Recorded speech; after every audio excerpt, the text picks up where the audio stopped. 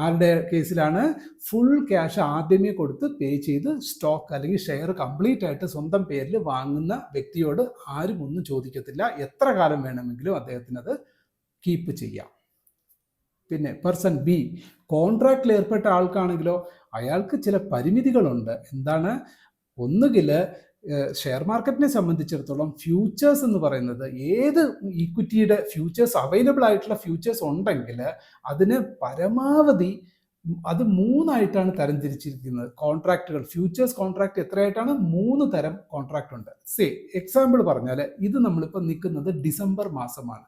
December 1-ാം തീയതി മുതൽ അല്ലെങ്കിൽ December first week of trade, December 1-ാം തീയതി മുതൽ ഡിസംബറിൽ അവസാനിക്കുന്ന കോൺട്രാക്ട്, അവസാനിക്കുന്ന എക്സ്പയറി അവസാനിക്കുന്ന എപ്പോഴാണ് അതുവരെ നീളുന്ന ഒരു കോൺട്രാക്ട് ഉണ്ട്. അതിനെ കറണ്ട് മന്ത് ഫ്യൂച്ചേഴ്സ്, ചുരുക്കി പറഞ്ഞാൽ കറണ്ട് ഫ്യൂച്ചർ. അല്ലെങ്കിൽ നിങ്ങളുടെ സ്റ്റോക്ക് ബ്രോക്കറിന്റെ നിങ്ങളുടെ പാനലിൽ പോയിട്ട് സപ്പോസ് ഇപ്പോൾ റിലയൻസ് എന്ന് ടൈപ്പ് ചെയ്ത് കഴിഞ്ഞാൽ റിലയൻസ് എന്ന് കാണും, BSE കാണും, NSE കാണും, റിലയൻസ് FUT എന്ന് പറഞ്ഞിട്ട് ഏത് മാസം, ഇപ്പോൾ ഡിസംബർ ആണെങ്കിൽ ഡിസംബർ FUT എന്ന് വെച്ചാൽ ഫ്യൂച്ചേഴ്സ്, അതിൻ്റെ ഷോർട്ട് ഫോമാണ് FUT. അത് കഴിഞ്ഞിട്ട് ഡിസംബറിൽ നിൽക്കുകയാണെങ്കിൽ ഡിസംബർ FUT കാണും. അത് കഴിഞ്ഞ് അടുത്ത മാസം ഏതാണ്? ജനുവരി FUT കാണും. അതിൻ്റെ അടുത്ത മാസം ഏതാണ്? ഫെബ്രുവരി FUT കാണും. ഈ 3 കോൺട്രാക്ട് കാണും. അപ്പം 3 കോൺട്രാക്റ്റിന്, ആദ്യത്തെ കോൺട്രാക്റ്റിനെ പറയുന്ന പേരെന്താണ്?